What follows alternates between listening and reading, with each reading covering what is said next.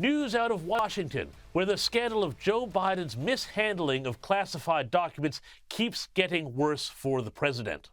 Now, that's right. News coming out that the president's beach house has also been raided. Only, sorry, we don't call it a raid. That's the sort of language that's only used when it's about icky Republicans like Donald Trump and his big, tacky, gold-plated mansion at Mar-a-Lago. Not when it's talking about Joe Biden's beach shack, which you can only imagine First Lady Jill has done up in a rhapsody of shiplap, complete with a big live, love, laugh poster up over the lounge. Now, the raid, planned search, reportedly took 3.5 hours and didn't turn up anything incriminating. Who knows? Perhaps he flicked Hunter a fitty to go tidy up the joint. But we have to wonder, just what is going on here?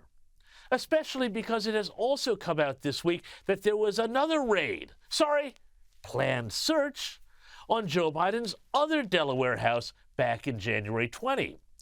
That one took 13 hours. It's a big joint after all.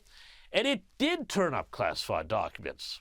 And now the Biden administration is frankly starting to look a bit shifty on this whole thing. They're sending out flax from the White House counsel's office to try and spin this. Not spin it well, but spin it nonetheless. Very clear. Has the FBI conducted any searches of any other locations associated with the president that you or the White House is aware of? Look, I think we're providing information as this goes on and answering questions about the search activities as they've been happening. I don't want to speak too much to the DOJ's practices in an ongoing investigation. I can say, that we have cooperated fully. The president's personal attorneys have provided information to DOJ. Meanwhile, poor White House spokesmuppet Karine Jean-Pierre doesn't seem to have a clue. Or if she does, she's not letting on. Here she is being asked if the National Archives were told to stay stum about the discovery of classified documents. Did anyone at the White House tell the National Archives at any point not to issue a press release about the discovery of classified documents? I would really refer you to the White House counsel's office, who has been running this process, and refer you to them. Honestly, this administration is about as transparent as the big black monolith from 2001: A Space Odyssey. Oh, and she wouldn't also tell us if we would have found out about the beach house raid, planned search, if there hadn't been a news crew inadvertently on the scene. Would the White House have revealed today's search if pool cameras hadn't caught the investigators arriving on scene? Again, this is a question for the White House counsel's office. I would refer you to them. And on the question of how many classified documents? Karine, what is the current number of documents bearing classified markings that have been found in the president's residences and offices? I would refer you to the White House counsel's office. Okay. But here is the big one, and this gets to the heart of the matter. But I'm wondering how the White House can claim that they are being transparent when the FBI search of the Penn Biden Center that happened months ago was not proactively disclosed to the public, and what should the public take away from the fact that you are keeping information like this from the public? Look, I'm going to be very prudent from here. I'm going to be very consistent from here. I'm just not going to comment anything that is related to what is currently happening. And that's the heart of the whole issue here. How can they claim they're transparent when they're obviously not? And how can they say they have nothing to hide when they are clearly acting like they do? But now, beyond all that, there are a couple of other things that I think are pretty important in this whole question of the documents. Number one, the fact that the FBI is conducting raids. Slip of the tongue. Planned searches of Joe Biden's many homes. And gosh, it's amazing what you can pick up on a senator's salary these days.